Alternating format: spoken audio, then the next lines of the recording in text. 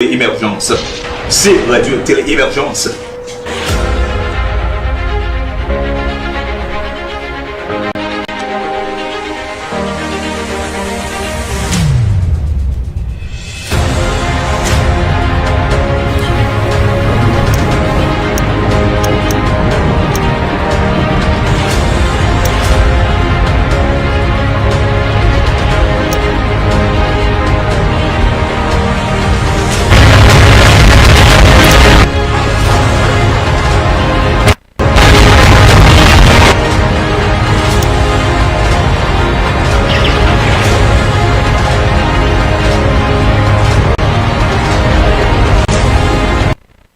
C'est lui, oui.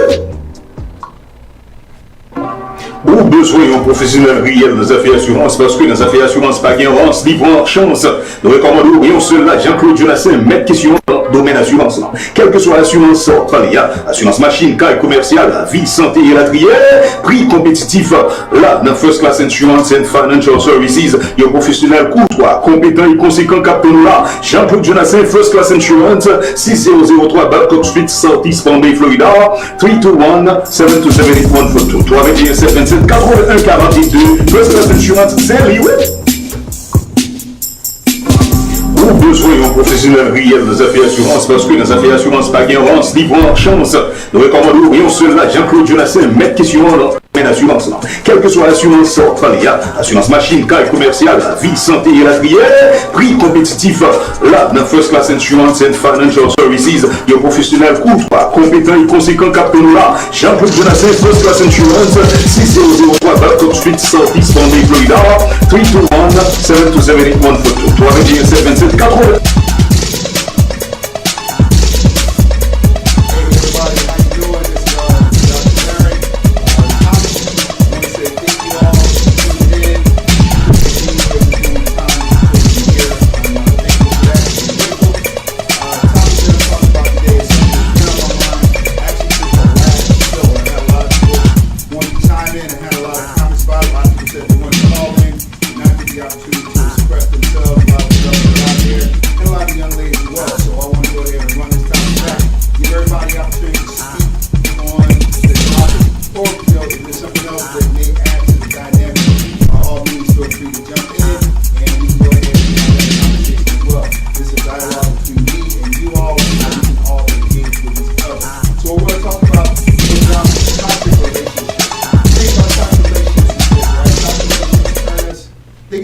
Something or someone that we normally are not.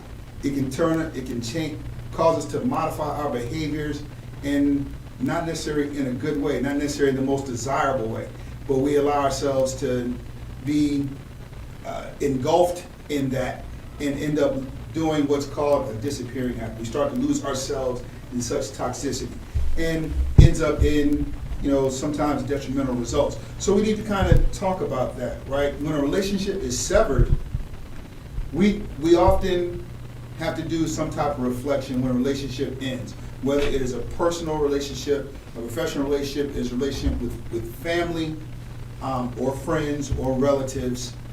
Notice there's a big difference to me between relatives and family. But whenever, and even in a romantic relationship, when that relationship ends, all right, we got a phone call in already. Hold on a second. Hello, you are on the line with Dr. Larry. Who do I have on the line?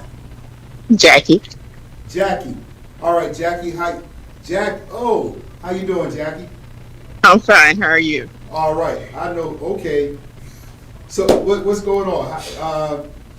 The topic is about toxic relationships and how we have a tendency to kind of become something that we're not as a result of this toxic relationship. Sometimes we can lose ourselves in that, and sometimes we can become contributors to this toxic relationship. But what would you like to talk about? True. I kind of listened to you talk about the toxic relationship. You called to hear me talk? Okay. Well, you can watch. Yeah. You can watch this on Facebook. This right here is. Well, I wasn't able to see it on Facebook. I clicked on it. I went to Facebook. Okay, if you go to, and in fact, we can send you the link where you can go ahead and link right into it.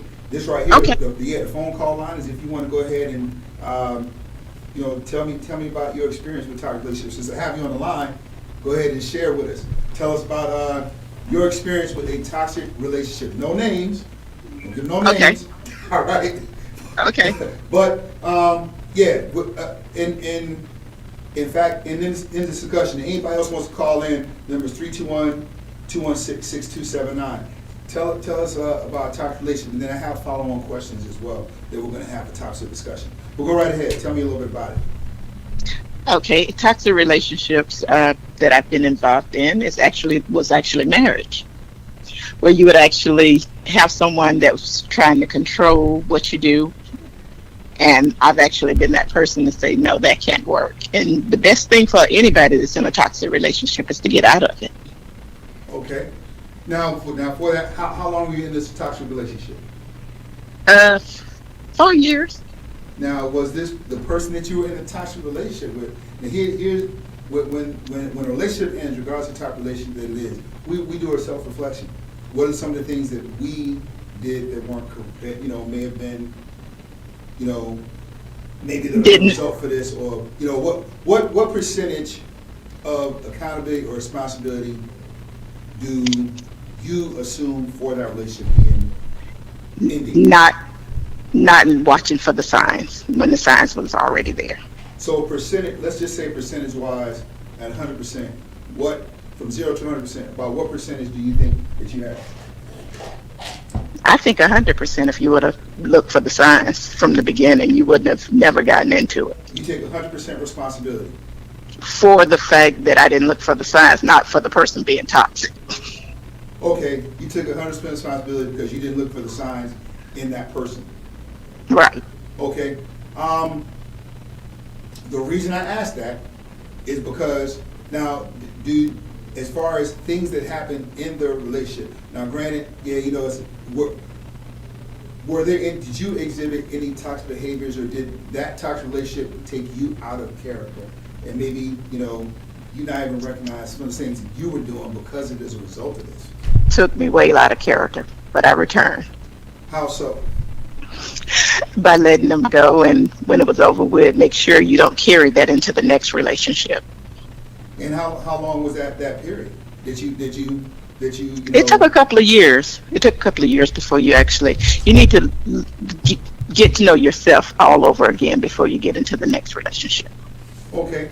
And so so now after this relationship ended, have you and this person had any discussions after that, or was it just an absolute not dealt with each other anymore, or did a discussion take place after that to kind of get closer? Because I know a lot women, and it sounds kind of cliche or kind of like isolating, but women lean more towards needing closure than men do in a lot of cases. So like, did you try to seek closure, or was it just a mutual No, I didn't need closure. I didn't need closure, and I think they needed more closure than I did. Okay. So did they recognize, did this Yes. person recognize that he had toxic behavior? Yes. And how long was the marriage? 4 years. 4 years. And when was the first, how long was the dating? 2 weeks. 2 weeks after the marriage is when you notice the toxic. 2 weeks after. So how long were you all dated or whatever prior to the marriage? A couple of years. So, and within those couple of years, there was no red flags or anything during that time? There was red flags. Like I said, I ignored the red flags. That's why I take responsibility for it. So 2 years prior to that, there were red flags there. You just kind of, and that's natural, because when we're new in relationships, there's certain things we overlook because we might tell ourselves, maybe I'm being too petty with this, or maybe it's not as big as we thought it would be. Maybe it's not as big as we might think it is. But then we start to find out later on, these things start to mushroom and start to develop into something that that was just a little crack in the door. But then once after a while, that crack turns into the door being wide open and these behaviors start to just rush out.